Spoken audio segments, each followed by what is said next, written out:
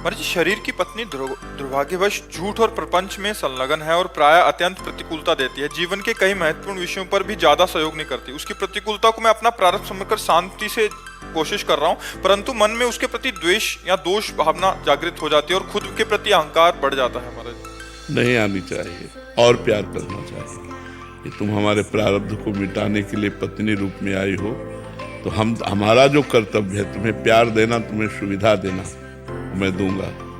अब तुम अपने कर्तव्य को भूल कर यदि हमें दुख और कड़वे वचन और प्रतिकूलता दोगी तो मैं उसे सहूंगा और हमारे प्यार में कोई अंतर नहीं आएगा। तभी तुम सत्संगी माने जाओगे, तभी तुम आध्यात्मिक माने जाओगे। अपने कर्तव्य तुम क्या कर रही है मैं नहीं देखूंगा, तुम मेरी पत्नी हो, मेरा क्या कर्तव्य ये मैं देखूंगा। तुम्हारा जो व्यवहार है वो भगवान जाने। हमारे प्रारब्ध को भुगाने के लिए आप पत्नी रूप में, पुत्र रूप में, परिवार के किसी सदस्य के रूप में कोई आता है तो हम उस प्रारब्ध को सहर्ष भोगे, आध्यात्मिक है, और उस हमारा क्या कर्तव्य उसके प्रति ये हमें करना चाहिए। तो आप निकल जाओगे और जो जैसे कर्म करेगा उसको वैसा भोग भोगना पड़ेगा। आप निकल जाओगे, आप संसार चक्र से ऊपर उठ जाओगे। तो इसलिए आप ऐसा कर्तव्य करो। पत्नी में भी भगवान है, कभी विरोध मत करो। एक सलाह दे दिया, ना माने कोई बात नहीं, आप अपने मार्ग से चलो। अगर वो आपका त्याग कर देती है तो कोई बात नहीं, आप त्याग मत कीजिए, आप उसका विरोध मत कीजिए। अधर्म के आचरण कर रही तो बता देते कि अधर्म है। अगर ऐसा करोगे तो आपका परिणाम बहुत बुरा होगा, क्योंकि अधर्म का परिणाम बुरा होता है। अब आप देख लो, अगर आपको ऐसे ही चलना है तो आप चलो।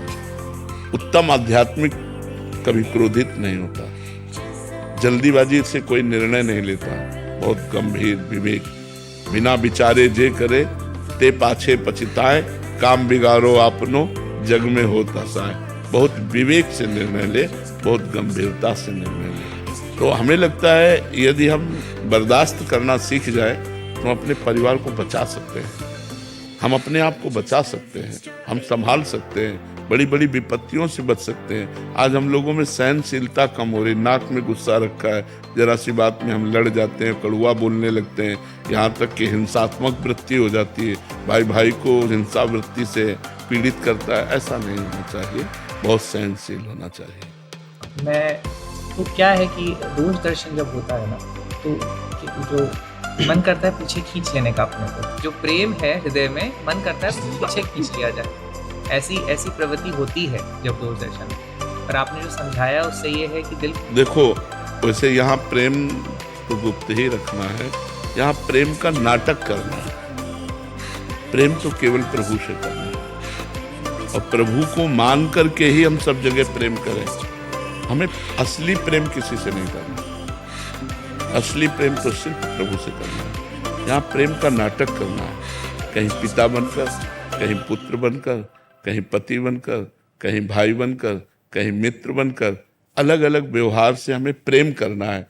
तो हमें प्रेम का नाटक करना है, क्योंकि जगन नाटक वैभवा, एक नाटक हो रहा है।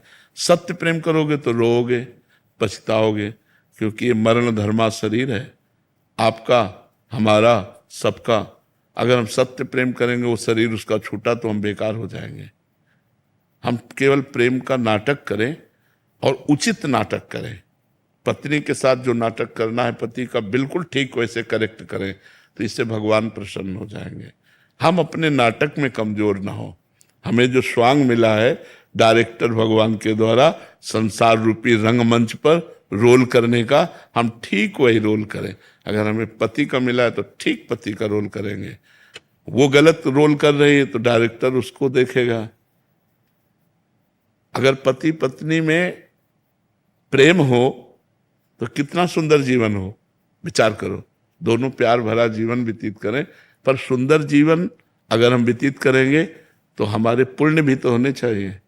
अब हमारे पाप ऐसे, अब देखो कोई कोई संतान ऐसी उत्पन्न होती है कि माता पिता को जीवन भर खुशी ही खुशी मिलती रहती है, और कोई संतान ऐसी उत्पन्न होती है कि जब बचपन से लेकर के और जब तक माता पिता जीवित रहते हैं वो दुख ही देता रहता है। तो कर्मों का ही तो भोग है। यहाँ जो रिश्ते नाते सांसारिक संबंध है सब कर्मों से आकर बनते हैं। तो हमें अपने कर्म भोग लेने हैं, नवीन गंदे कर्म बनाने नहीं है। अध्यात्म के द्वारा हमको इस संसार से अपना कल्याण कर लेना है। अपना मंगल कर लेना है। तो महाराज